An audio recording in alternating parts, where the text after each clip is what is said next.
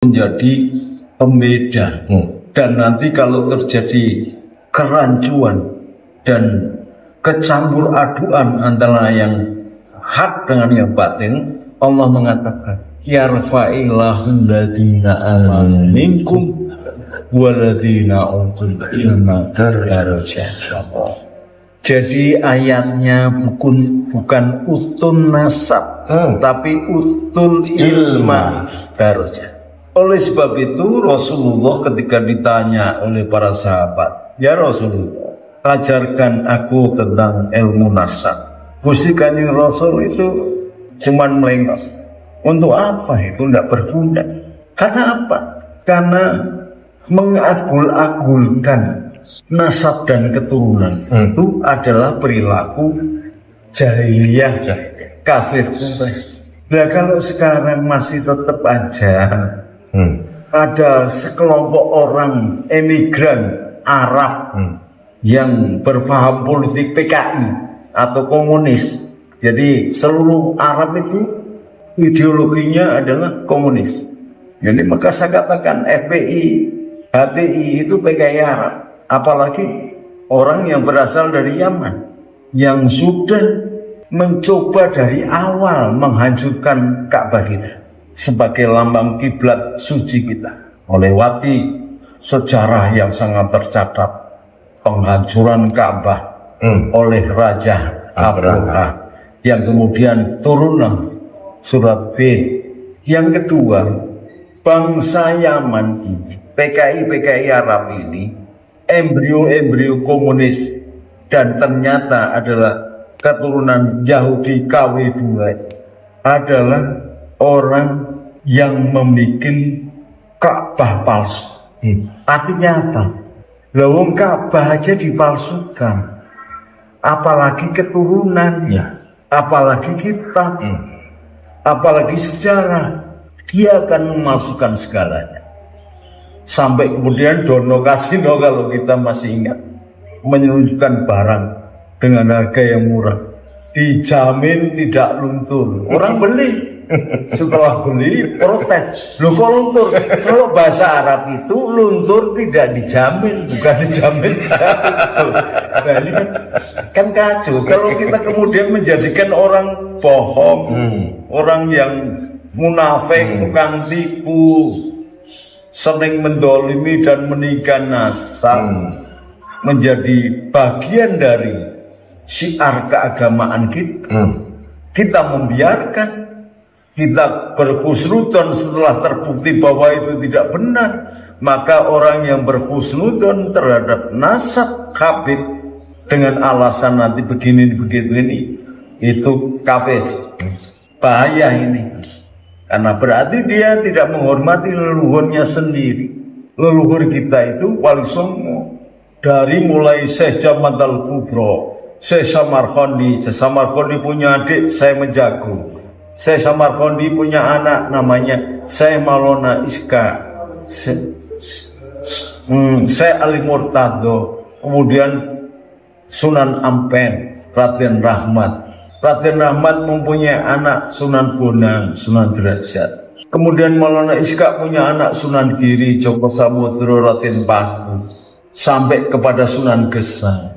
Kemudian kakaknya yang dinikah oleh Brawijaya melahirkan Raden Patah, menjadi raja pertama pada abad ke-14. Dia bergelar Pangeran Jimbun. Nama aslinya Tan Ingbat, anak-anaknya Tan Alok, Dara Petak, dan bibinya namanya Tan Aling. Tan Aling yang kemudian melahirkan Syekh Abdul Qadir min Jin, Syekh Abdul Qadir dari Cina. Kalau ini kita tidak hargai, lalu kemudian lebih menghargai nasab-nasab bodong yang tidak, atau malah Ki Imat itu mengatakan mustahil, bukan hanya sekedar mengkutek, mustahil penyambung ke Rasulullah. Itu namanya orang-orang yang keras kepala, goblok, dan tidak mengerti, setelah tidak mau meneliti. Kalau mau meneliti masih untung. Kalau tidak bisa meneliti karena tidak ngerti sistematikanya, adopsi dong ahli-ahli, ulama-ulama muda yang sudah kangelan meneliti kebenaran nasab itu. Jangan kemudian membiarkan sendiri. Itu benar, itu yang dikatakan adik-adik LSI itu. Soal KB Kiai Sahl Mahfud aja memelopori Basul Masail, akhirnya beliau menjadi Rois Am PBN. Soal bank diadakan Basul Masail, Forkas SDSP dulu. SDSP, Forkas, macam-macam persoalan. Ini menunjukkan kepedulian PBNU sesuai dengan namanya Nahdlatul Ulama, kebangkitan ulama.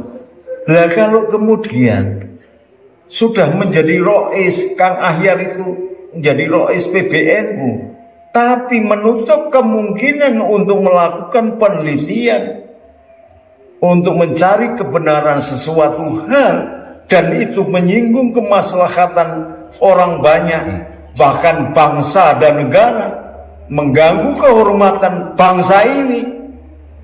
Kang Ahyar harusnya istighfar sebagai seorang ulama yang menjadi Rois Am PBN. Namanya Rois Am itu harus memiliki daya kritis, kepedulian, bersifat ngomong, tidak kemudian memihak salah satu. Barangkali Kang Ahyar ini punya mantu atau punya kenalan atau punya sahabat Pak Alawi, ya monggo. Tetapi masalah hukum ini harus dijelaskan kebenarannya. Jangan dibiarkan boyak-balik tidak akhir. Berbahaya ketika Kang Ahyar nanti meninggal, siapa yang bertanggung jawab? Kalau kemudian terjadi perpecahan beberapa pihak karena masing-masing mengikuti hujah yang diyakininya. Untuk apa kemudian PBNU ini didirikan kecuali untuk mempersatukan umat dari segala golongan? Bahkan Ansornya sendiri aja mengatakan akan melindungi segenap tanah tumpah darah rakyat Indonesia, tidak membedakan golongan, agama, ras, suku, dan sebagainya. Tapi akhir-akhir ini Banser ini sudah mulai kehilangan kiblat. Masuk angin. Sama saudaranya sendiri berantem. Giliran sama FPI sama HTI nggak berani. Gimana ini? Nggak seperti saya ketika memimpin Banser dulu, lawannya lebih berat. Tapi musyawarah, tradisi NU itu musyawarah. Jangan sampai kemudian kita dipecah belah oleh orang yang nggak jelas ini, gara-gara pemimpinnya di tingkat pusat nggak jelas pula mengambil keputusan, tidak berani tegas, nggak bisa keputusan abu-abu, nggak bisa A atau B, putih atau hitam. Sebagai catatan boleh, karena memilih A kemudian catatannya mungkin ada batas-batas, tapi jangan kayak begini, kemunduran sekali kepengurusan PBNU ini. Sama sekali saya belum melihat kiprah lain dengan pengemusan Kang Said, Kang Hasyim Mujadi, apalagi Gus, apalagi kalau dibandingkan dengan Idham Khalid, Kiai Sepuh yang luar biasa ini. Marilah, udahlah yang sudah-sudah. Oh, Allah itu dengan mudah memberi maaf. Wasyari'u ila maghfirati min rabbikum wa jannah. Ya, jadi rekan-rekan saya yang sekarang kebetulan mau pegang jabatan di DPN, udah tua kita ini, sebentar lagi mati. Cobalah seperti sajaknya Khairul Anwar, berbuat sesuatu yang berarti, setelah itu baru mati. Ya. Assalamualaikum warahmatullahi wabarakatuh.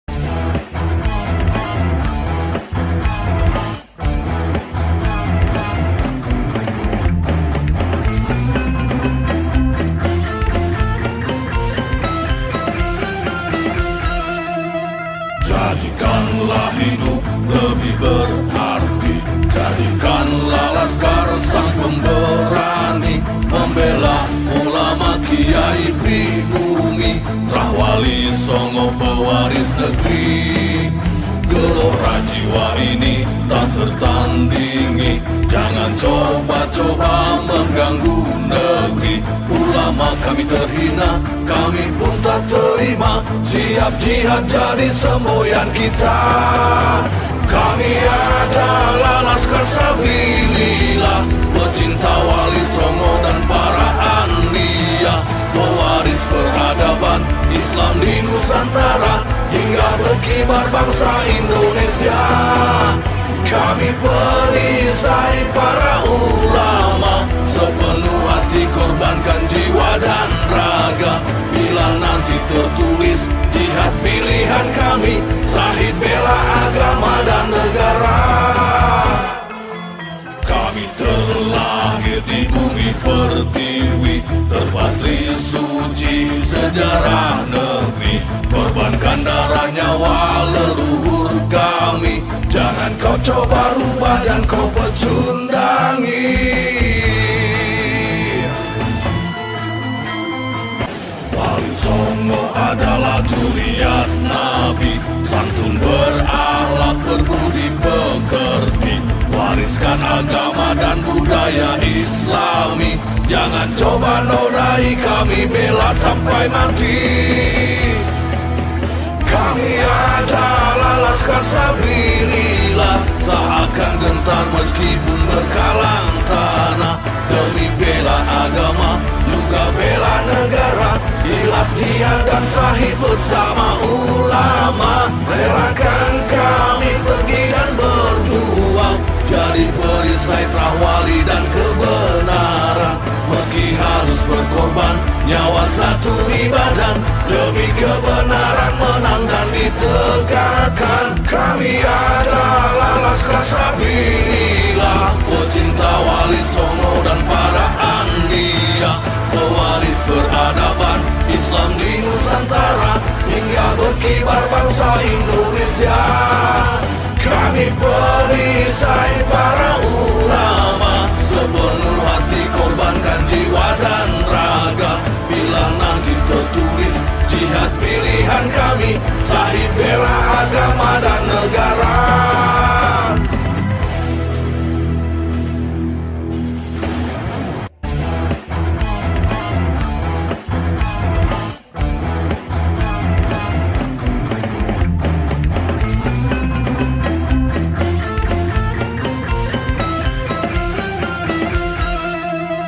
Jadikanlah hidup lebih berarti, jadikanlah Laskar sang pemberani, membela ulama Kiai pribumi, Rahwali Songo pewaris negeri.